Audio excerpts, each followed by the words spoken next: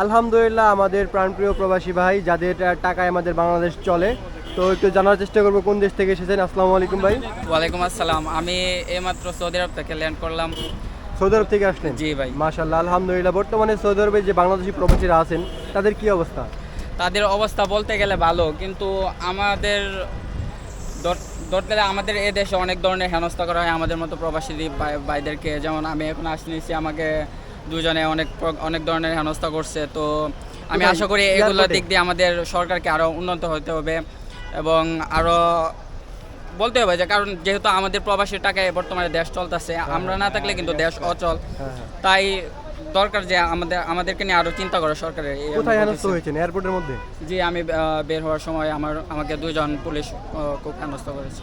কি বলছে আসলে, কি বিষয় নিয়ে বলছে থাকে, বেশি কথা না বলি।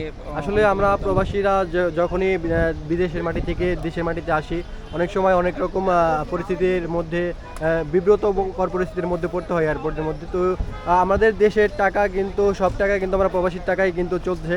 তো সেক্ষেত্রে আমরা প্রবাসীরা কিন্তু চাই ভালো একটা সার্ভিস পেতে এয়ারপোর্টে, যেন আমাদের মধ্যে কোনো মানে আমরা যা আসবো সরাসরি আমাদের কেন এত হেনস্থা করবে, আমাদের কেন এত বিব্রতকর পরিস্থিতিতে ফেলবে। তো সবসময় আমি চাই যে প্রবাসী ভাইরা যারা আছেন, যে সবসময় যারা আসবেন তাদের জন্য ভালো একটা সার্ভিস দেন।